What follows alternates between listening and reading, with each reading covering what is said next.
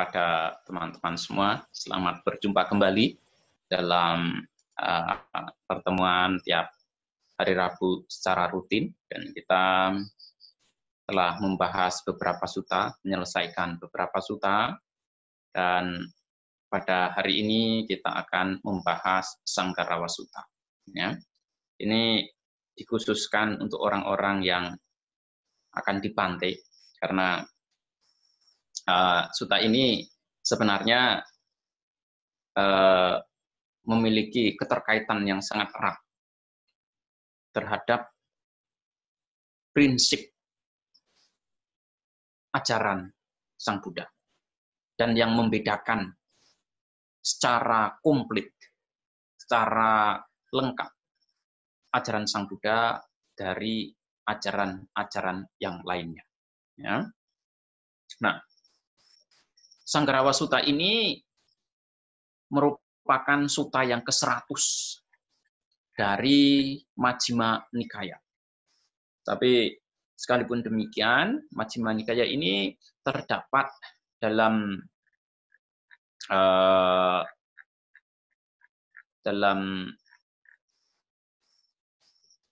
volume kedua atau dalam Majjhima Panyasa Pali, yaitu yang ke tengah, dan ini merupakan sutta terakhir dari Majjhima Panyasa. Ya, jadi Sanggarawa Sutta sendiri ada banyak di dalam Tipitaka, dan jumlahnya ada 7. Ya, jadi yang sutta-sutta di dalam Tipitaka kadang-kadang judulnya sama, sekalipun isinya berbeda, karena seringkali nama orang itu sama, nama tempat itu sama. Itu seperti di sini namanya daerah Kota Bangun misalnya. Di sana di Sumatera Utara juga ada daerah Kota Bangun. Gitu. Nah, oleh karena itu ya di berbagai tempat juga, di belahan-belahan di negara lain juga sama. Kadang-kadang nama suatu tempat itu sama. Demikian juga nama orang itu juga bisa sama. Ya. Nah, oleh karena itu dalam hal ini Sanggarawa Sutta itu semuanya ada 7. Ya. Jadi ini salah satunya yang terdapat, yang akan kita bahas adalah yang terdapat dalam Majjhima Nikaya, dan selebihnya sutta-sutta yang lain itu berada dalam Samyutta Nikaya dan Anguttara Nikaya. Jadi Sanggarawa di sutta ini disebut atau diberi nama Sanggarawa karena yang menjadi pendengar itu adalah seorang Brahmana muda bernama bernama Sanggarawa. Itu, ya. Jadi sutta ini sebenarnya merupakan percakapan antara Sang Buddha dan Sanggarawa. Gitu. Jadi sutta ini sendiri dibabarkan ketika Sang Buddha berada di Candalakapa. Dan tentu pada saat itu Sang Buddha tidak serta-merta berada di Candalakapa, tapi Sang Buddha sedang mengembara di negara Kosala, ya, bersama para bhikkhu. Nah, suatu ketika saat Sang Buddha itu sedang mengembara, masih belum sampai di Candalakapa, Sang Buddha juga telah memiliki upasaka-upasika, memiliki pengikut di daerah itu. Salah satunya adalah seorang wanita bernama Dhananjani. Ya, jadi Dhananjani ini juga merupakan seorang pengikut setia, pengikut yang memiliki keyakinan yang sangat kuat terhadap Buddha, Dhamma, dan Sangha. Itu.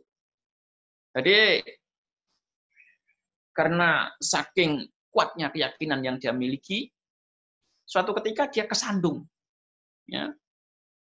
Dan begitu bangun, begitu dia sudah terbangun, sudah dalam kondisi seimbang kembali, dia kemudian membuat statement. Dan statement itu kita baca hampir setiap waktunya. Statement dia adalah Namo tassa bhagavato arahato sama sambuddhassa. Namo tassa bhagavato arahato sama sambuddhassa. Namo tassa bhagavato arahato sama sambuddhassa. Itu adalah statement yang dia ucapkan ketika dia kesandung. Itu, ya. Karena keyakinan dia yang penuh, keyakinan dia yang kuat, akhirnya dia begitu kesandung, itulah yang diucapkan. Ya, itulah yang kemudian disampaikan. Statement yang dia keluarkan. Itu seperti itu. Nah, begitu dia mengucapkan itu, seorang Brahmana terpelajar bernama Sanggarawa sedang berada di sekitar itu. Dan dia sebenarnya adalah orang yang terpelajar dalam berbagai ilmu. Dia menguasai Weda bersama seluruh kosakatanya. Jadi kalau di dalam Tipitaka itu menguasai Sutta Pitaka, menguasai Winaya Pitaka, dan Abhidhamma Pitaka. Karena Abhidhamma Pitaka itu adalah definisi kosakata sebenarnya. Di Abhidhamma Pitaka itu isinya sebenarnya adalah definisi atau kamus yang berfungsi untuk memberikan definisi kata-kata penting dalam Sutta Pitaka. Nah, itu. Ya. Dia juga menguasai berbagai macam ilmu yang lain seperti liturgi, fonologi, etimologi, kemudian sejarah, juga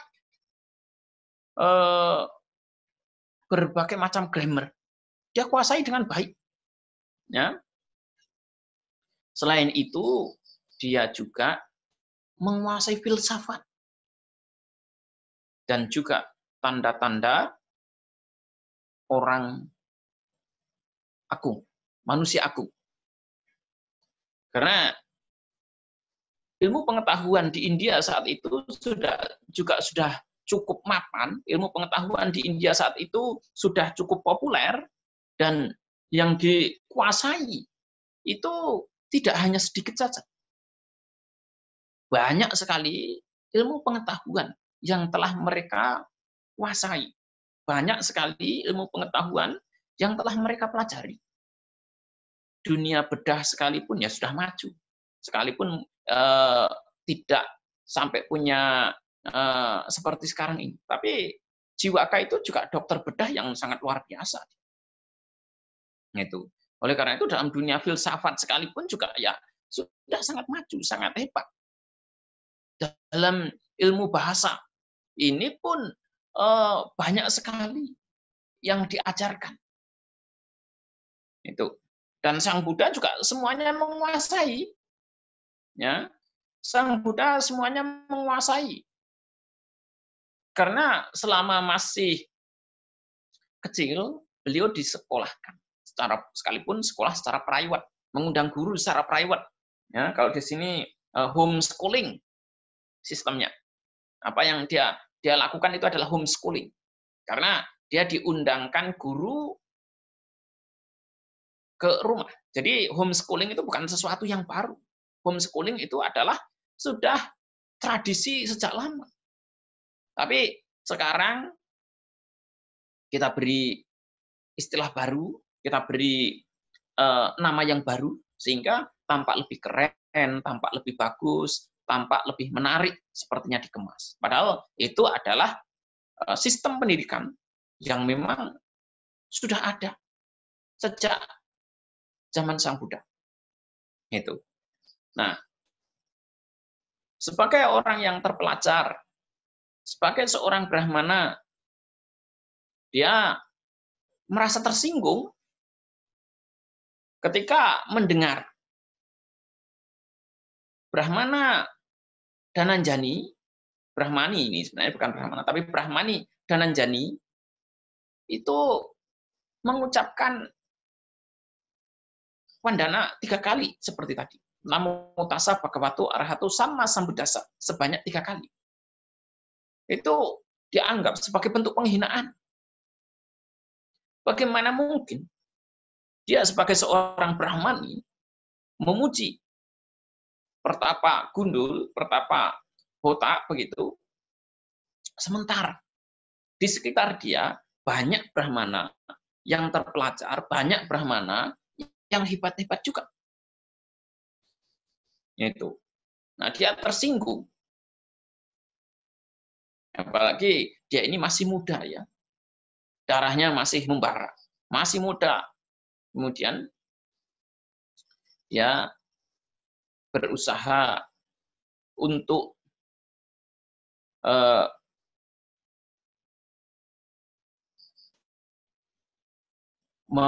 menegur Brahmani Dhananjani. Nah, kemudian Brahmani Dhananjani ini membela diri. Tuan muda, kamu tidak tahu kebajikan, moralitas, dan kebijaksanaan Sang Buddha. Seandainya kamu tahu moralitas dan kebijaksanaan yang dimiliki oleh Sang Buddha, kamu tidak akan pernah berpikir sedikit pun untuk merendahkan dan melecehkan Sang Buddha. Itu merupakan pembelaan dari Brahmani Dhananjani. Karena dia punya keyakinan yang sangat kuat. Dia punya keyakinan yang begitu hebat terhadap Sang Buddha, Dhamma, dan Sangha. Nah, oleh karena itu, ketika dia itu membela diri seperti itu, kemudian Sanggarawa mengatakan, baiklah kalau begitu, tolong beritahu saya ketika Pertapa Gautama datang ke Candalakapa. Oke, bilang perempuan itu. Ya. Nah, Sang Buddha sendiri masih berada dalam pengembaraan di Kosala. Dan suatu ketika pun pada akhirnya sampai di Candalakapa. Oleh karena itu, Brahmani Dhananjani menginformasikan kepada Sanggarawa bahwa Sang Buddha telah sampai di Candalakapa dan tinggal di hutan mangga milik Todiya, ya, milik Brahmana Todiya. Nah, oleh karena itu Sanggarawa menemui Sang Buddha. Ya, seketika bertemu, ya normalnya mereka saling bertukar sapa, saling basa-basi, ngomong ringan dulu, dan tidak langsung tembak di tempat. Langsung tanya, begitu tidak. Tapi suta-suta yang ada itu selalu memulai percakapan ketika entah itu Sang Buddha bertemu dengan para biku, ataukah Sang Buddha bertemu dengan yang lainnya, itu biasanya mereka tidak akan langsung mendiskusikan Dhamma. Mereka biasanya akan basa-basi terlebih dahulu, akan saling ngomong ringan dulu, yang pada intinya dan tujuannya itu ya untuk membuka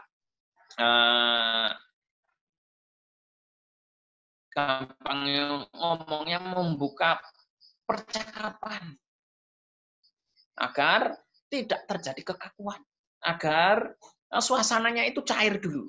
Itu ya. Jadi ini adalah adat dan kebiasaan yang seringkali kita temukan dalam berbagai macam sutta. Nah, ketika mereka semua sudah saling bertukar sapa, saling suasananya sudah enak, suasananya sudah nyaman, barulah Sanggarawa ini mengajukan pertanyaan. Bante, ada beberapa samana dan brahmana yang mengklaim ajaran bahwa mereka itu menjalani kehidupan suci setelah mencapai kesempurnaan. Ya, setelah mencapai kesempurnaan dan pemahaman yang tinggi melalui pengetahuan langsung di sini dan saat ini. Nah, kemudian dia bertanya, di antara para pertapa dan brahmana yang ada ini, Bante masuk golongan yang mana? Itu pertanyaan dia. Ya. Dan ketika Sang Buddha mendapatkan pertanyaan seperti itu, Sang Buddha pun kemudian memberikan jawaban, memberikan respons. Bharatwaja, karena dia ini Sanggarawa ini termasuk dalam kelompok Bharatwaja. Ya. Bharatwaja, saya katakan bahwa ada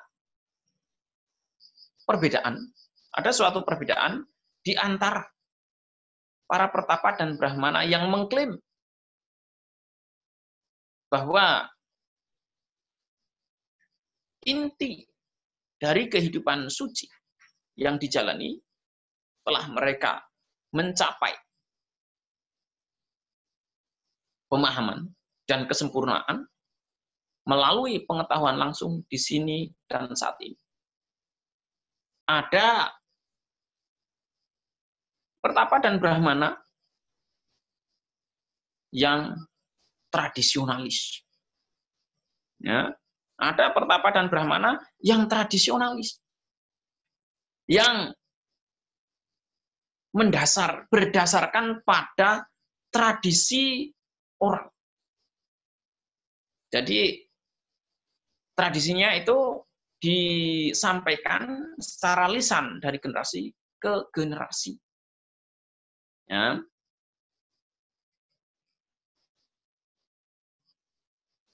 Yang berdasarkan pada tradisi mengklaim bahwa mereka itu menjalani kehidupan suci setelah mencapai kesempurnaan dan pemahaman melalui pengetahuan langsung di sini dan saat ini. Nah, di sini ini adalah kelompok yang pertama yang perlu kita pahami dengan baik. Ya, ini ada satu kelompok tradisionalis. Kelompok tradisional, kelompok yang mendasarkan pemahaman dan pengetahuan mereka itu berdasarkan tradisi yang diturunkan secara turun-temurun dari generasi ke generasi. Ya, jadi mereka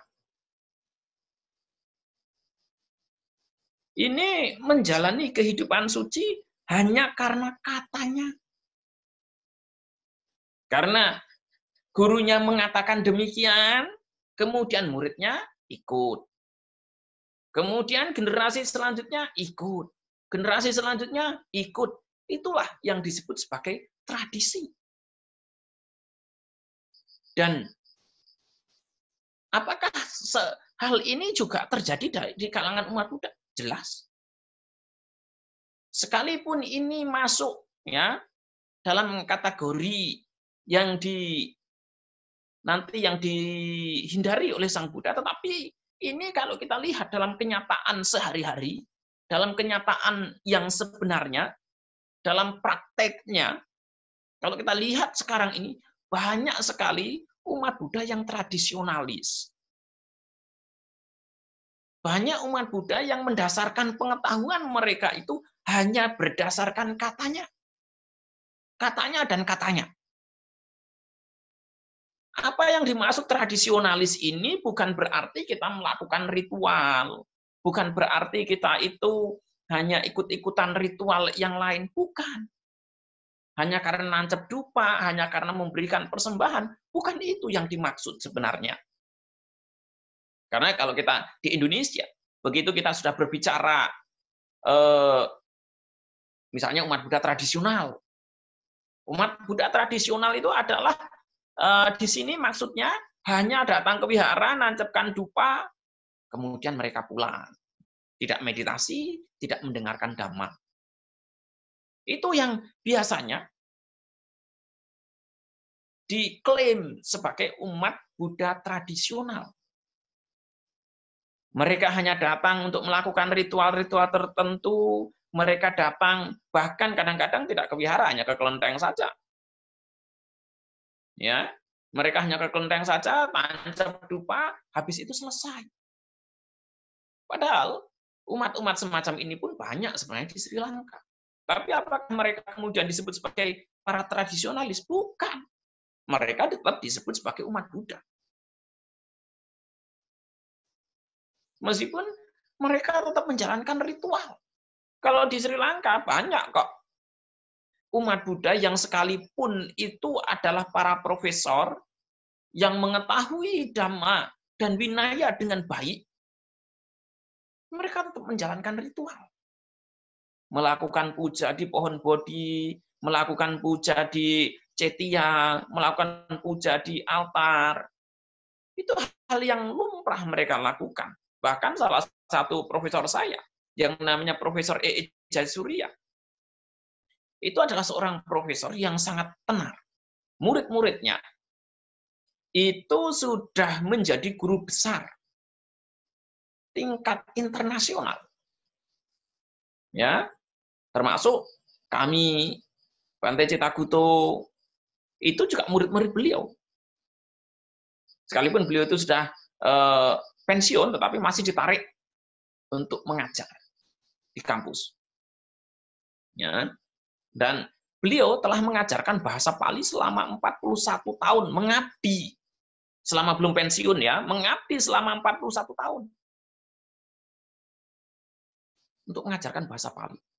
Dan waktu saya tanya, Profesor, saya butuh referensi ini. Langsung beliau ambilkan buku, ini halamannya. Beliau hafal. Ya, beliau hafal itu. Langsung ditunjukkan ini halamannya, padahal saya butuh referensi itu. Saya sulit untuk mencari waktu itu. Beliau langsung bisa tunjukkan. Tidak hanya hafal Pali saja, beliau pun hafal Sanskrit. Bahasa Sanskerta beliau menguasai sekali, Tipitaka Sanskerta menguasai sekali beliau. Nah, sekalipun beliau ini adalah seorang profesor ternama, dan ini menjadi kepercayaan pemerintah dia. Di usia 85 tahun itu masih dipanggil oleh pemerintah untuk mengoreksi soal. Karena saking jujurnya, saking telitinya, titik komanya pun tidak ketinggalan. Perfeksionis sekali. Sangat sempurna. Kalau suruh ngoreksi soal jawaban. Lembar jawaban itu, wah, diteliti dengan sangat jeli sekali. Oleh karena itu beliau dijadikan orang kepercayaannya pemerintah sekalipun di usia 85 tahun. Dan beliau tidak bisa disogok dengan cara apapun. Dengan bersahabat, berteman baik, oh jangan coba-coba. Tidak bakalan. Tidak bakal beliau akan lakukan itu. Tapi beliau yang bagusnya apa? Sangat romantis dengan istrinya. Di usia segitu, istrinya juga masih hidup. Setiap hari kalau saya perhatikan beliau jalan di jalan begitu, jalan raya, jalan kaki beliaunya. Karena beliau tidak ada mobil waktu itu saya perhatikan. Itu ya jalan berdua dengan istrinya. Kemana-mana, hari posata, beliau jalan dengan istrinya. Pergi ke wihara itu, melakukan atasila di wihara, ya dengan istrinya juga. Kalau mengunjungi saya di wihara, beliau juga akan mengunjungi bersama istrinya. Sangat romantis. Nah, sebagai seorang profesor yang sedemikian hebat, bahkan muridnya, salah satu muridnya itu siapa itu? Karuna Gamage. Wow, itu dijuluki sebagai budak rusa di abad modern. Karena bahasa Palinya luar biasa sekali. Sangat hebat. Itu salah satu muridnya. Gitu. Sekalipun demikian ya, beliau itu tetap melakukan puja, melakukan ritual. Melakukan setiap pagi, setiap sore melakukan puja beliau. Gitu. Tapi apakah kemudian beliau akan disebut sebagai seorang tradisionalis? Tidak kok. Beliau baca parita, beliau setiap hari itu pagi, sore persembahkan air, persembahkan bunga di altar Sang Buddha. Suatu hari saya pagi-pagi telepon, yang terima istrinya. Di mana Profesor? Beliaunya sedang itu puja. Itu. Nah, sekalipun demikian tidak disebut sebagai tradisionalis. Tapi kalau kita di Indonesia, orang-orang semacam itu sudah dianggap sebagai umat Buddha tradisional. Nah, kalau kita melihat definisi tradisional dalam bahasa Palinya, itu ini bahasa Palinya yang dipakai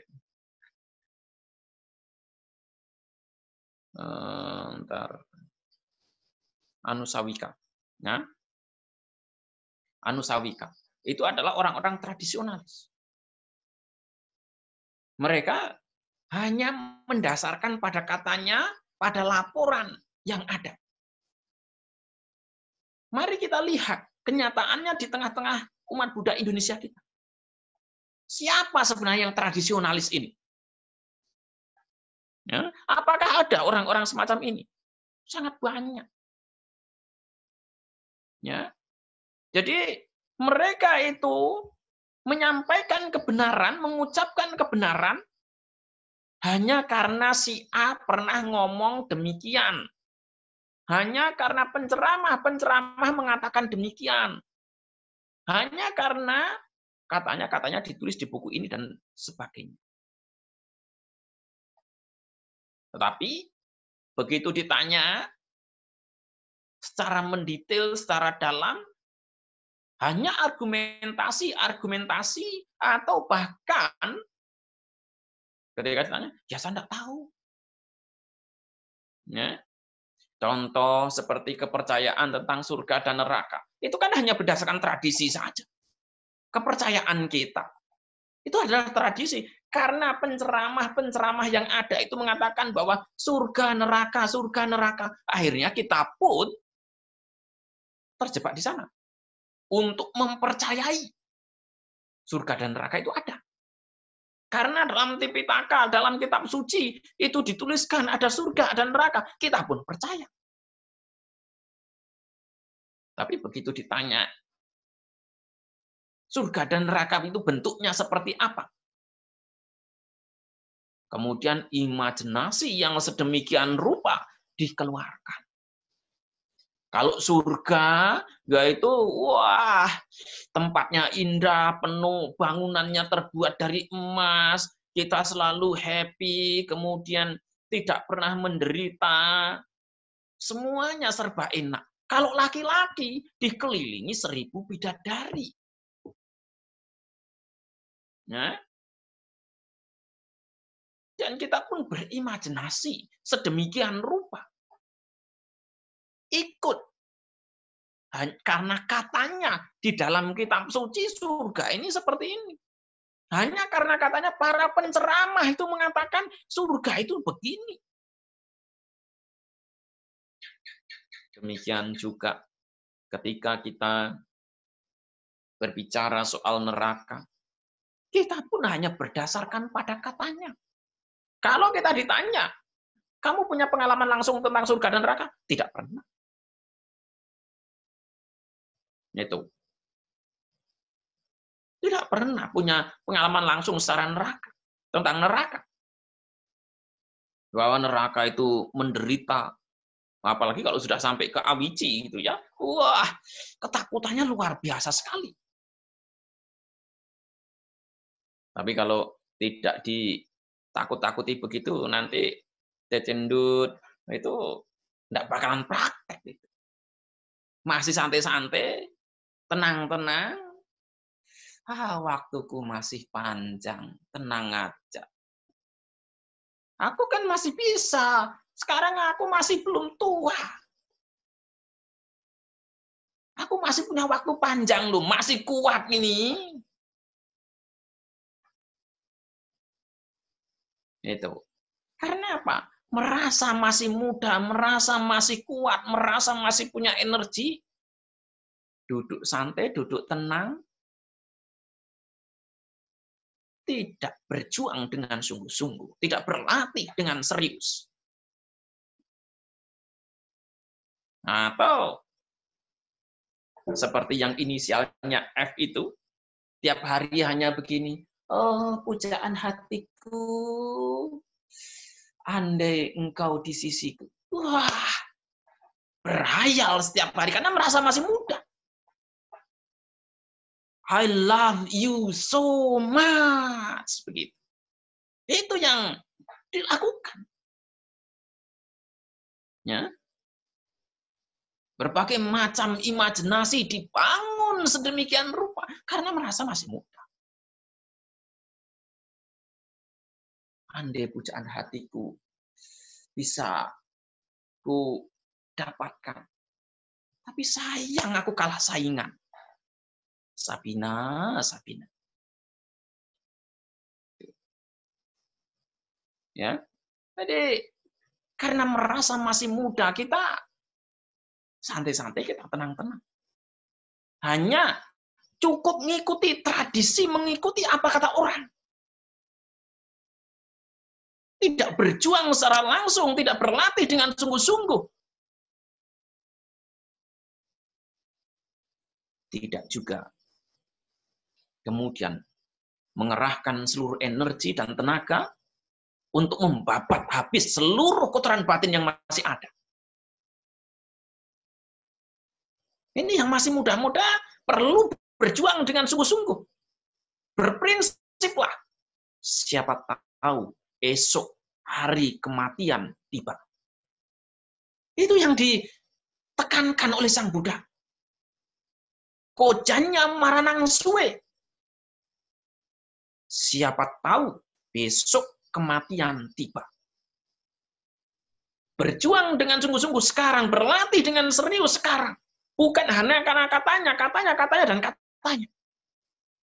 Meditasi itu katanya bagus. Meditasi itu katanya membawa ketenangan, membawa kebahagiaan, membawa kedamaian. Begitu dipraktekkan, jungkir jempalik, nangis, tidak karuan. Ya, merasa orang paling bodoh. Merasa menjadi orang yang tak berguna. Ya. Karena belum mampu mengisi hidup dengan baik. Merasa bahwa prakteknya belum maju. Ini semua bisa terjadi karena apa? Karena masih mendasarkan praktek itu pada tradisi ini. Hanya karena katanya, dan katanya. Meditasi bisa menenangkan, meditasi bisa mendamaikan, meditasi bisa membawa kebahagiaan. Tetapi begitu ditanya, pada saat kamu bermeditasi, ketika kamu telah meditasi puluhan tahun, ikut retreat puluhan kali, belajar dari puluhan guru, semua tempat kamu jelajahi, apa manfaat secara langsung yang kamu dapatkan? Sanggupkah kamu memotong kotoran batin kamu? Sanggupkah kamu mengurangi kotoran batin kamu? Sanggupkah kamu mengeliminasi kotoran batin yang kamu miliki? Pening, Bante. Nggak ada kemajuan. Itu yang terjadi. Karena apa? Hanya mendasarkan pengalaman itu pada katanya. Inilah orang-orang tradisionalis. Inilah orang-orang yang hanya percaya apa yang dikatakan orang lain.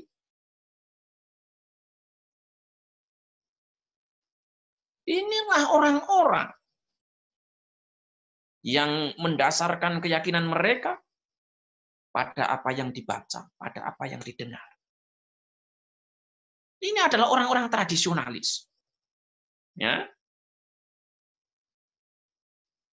Jadi tradisionalis dalam pengertian Buddhis itu bukan karena kita nancep dupa, bukan karena kita memberikan persembahan, bukan hanya karena kita tidak pernah ke wihara. Tradisionalis itu adalah orang-orang yang mendasarkan pengetahuan mereka pada pengetahuan milik orang lain, milik buku. Ya. Itu adalah orang-orang tradisionalis. Contoh yang paling gampang, yang paling nyata di tengah-tengah umat Buddha, masyarakat Buddhis, kita berjuang mengumpulkan kebajikan. Berbagai macam motivasi dilakukan dengan tujuan untuk memancing orang agar mereka bisa berdana misalnya, melakukan kebajikan misalnya. Atau agar sekedar merasa berguna. Karena menjadi orang tak berguna, kemudian begitu berbuat baik, begitu berdana, merasa saya telah menjadi orang yang berguna. Tapi begitu ditanya, sudah berapa banyak kebajikan yang kamu lakukan? Banyak. Aku berdana di sana-sini, bangun wihara sana-sini, ikut berpartisipasi untuk menunjang berbagai macam kegiatan sangga. Kegiatan-kegiatan sosial, kalau memang saya diberi informasi, saya bantu.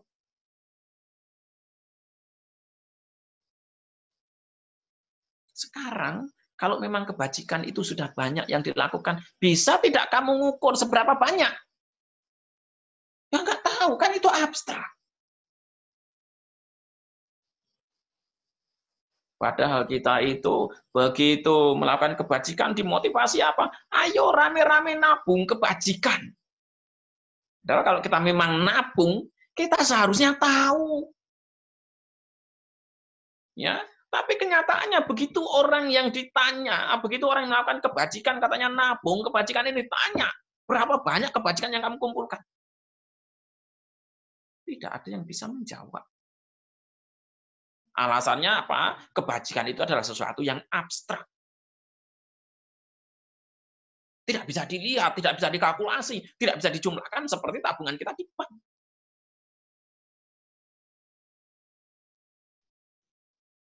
Ya, kalau memang tidak bisa begitu, tidak usah menggunakan istilah nabung kebajikan.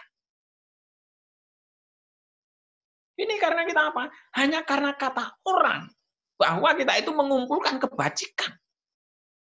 Hanya karena kata orang, kemudian kita ikut-ikut diiming-imingi surga, ditakut-takuti neraka, kemudian kita termotivasi melakukan kebajikan. Ini hanya karena katanya. Katanya dan katanya lagi. Padahal orang yang bilang itu juga begitu dicek, begitu dites juga belum tentu mengerti apa yang dia sampaikan. Inilah bahayanya tradisi itu. Ya. Inilah bahayanya ketika tradisi dipegang erat. Sang Buddha memberikan perumpamaan orang-orang yang tradisionalis begini. Itu seperti orang buta yang berpegangan pada orang buta. Jadi nanti satu sini buta, belakangnya buta, belakangnya buta, belakangnya buta. Itu adalah orang-orang tradisionalis. Dikritik oleh Sang Buddha seperti itu. Yang depan ditanya tidak tahu, yang tengah ditanya tidak tahu, yang belakang ditanya juga tidak tahu. Begitu ditanya, ketika kamu meditasi puluhan tahun, ketika kamu meditasi dengan retreat sekian banyak, guru-guru hebat kamu datangi, orang yang kamu anggap luar biasa kamu datangi, pertanyaan saya, berapa banyak kotoran batin yang sudah kamu putuskan? Ya saya nggak tahu. Duh, begitu mengenaskannya. Ya, begitu mengenaskan kondisi semacam itu. Sangat-sangat mengenaskan. Semua retreat dikejar. Semua guru-guru hebat didatangi. Tidak sekali, 2 kali. Tapi begitu ditanya, sudah berapa banyak kotoran batin yang kamu putuskan? Atau sudah seberapa banyak kotoran batin yang kamu telah lemahkan? Tidak mampu untuk menjawab. Inilah bahayanya ketika praktek itu hanya didasarkan pada katanya. Bukan berdasarkan pada realitas. Pengalaman sendiri. Ya. Nah, oleh karena itulah, Sang Buddha mengkritisi juga dengan perumpamaan yang lain. Nah, ini saya ambilkan contoh yang lagi jatuh cinta ya. Sang Buddha itu menggunakan perumpamaan seorang pemuda sedang jatuh cinta pada Janapada Kalyani. Janapada Kalyani itu kalau diterjemahkan dalam bahasa Indonesia, kembang desa. Di sana itu ada kembang desa, saya tahu. Ya, yang inisial F. Di bukit itu ada kembang desa, saya tahu. Yang selalu dipuja-puja. Ya. Nah, itu. Nah, ketika dia jatuh cinta pada Janapada Kalyani, dia kemudian ditanya, kamu tahu enggak siapa nama Janapada Kalyani itu? Enggak tahu. Kamu tahu enggak alamat rumahnya? Enggak tahu. Kamu tahu tidak usianya? Tidak tahu. Dia jatuh cinta pada Janapada Kalyani, tetapi tidak tahu semuanya. Inilah orang tradisionalis itu. Sama seperti yang inisial F itu begitu dia jatuh cinta pada Janapada Kalyano.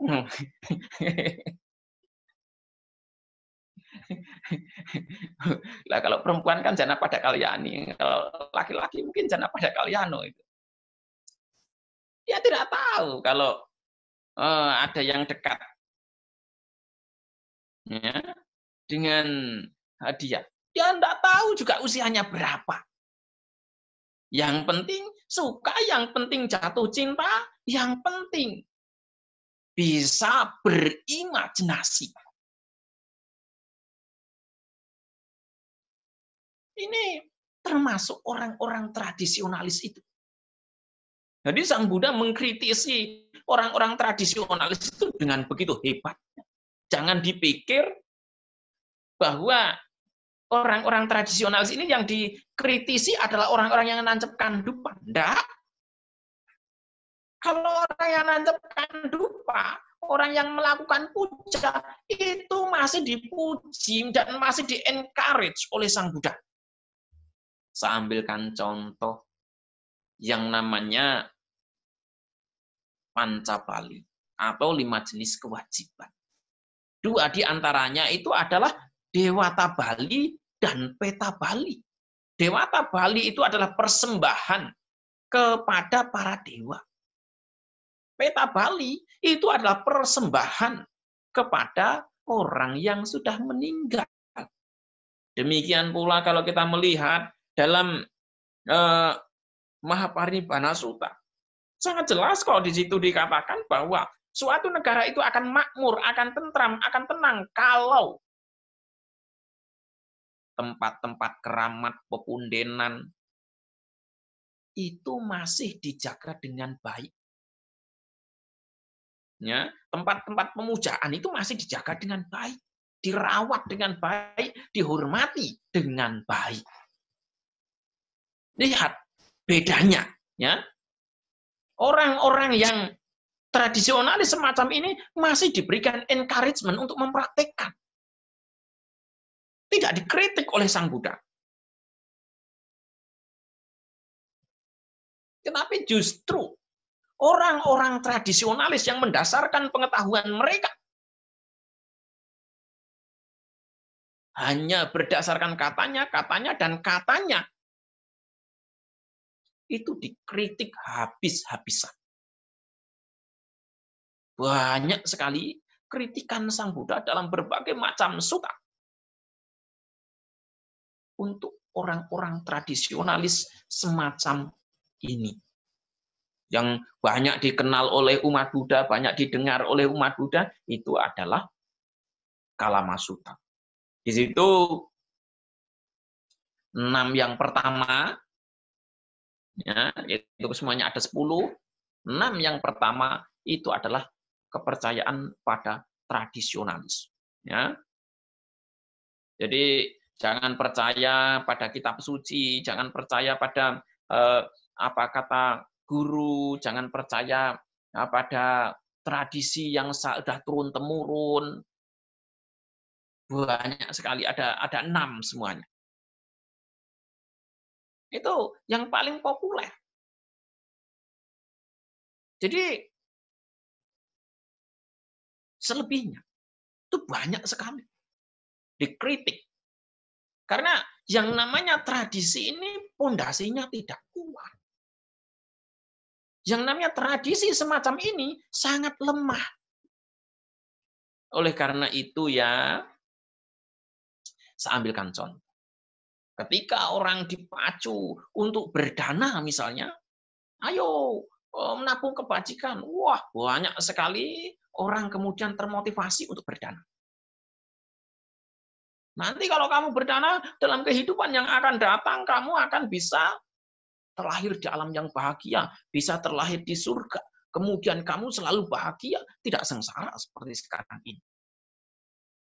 Tapi dalam realitas kehidupan sekarang ini, hidupnya ngenes.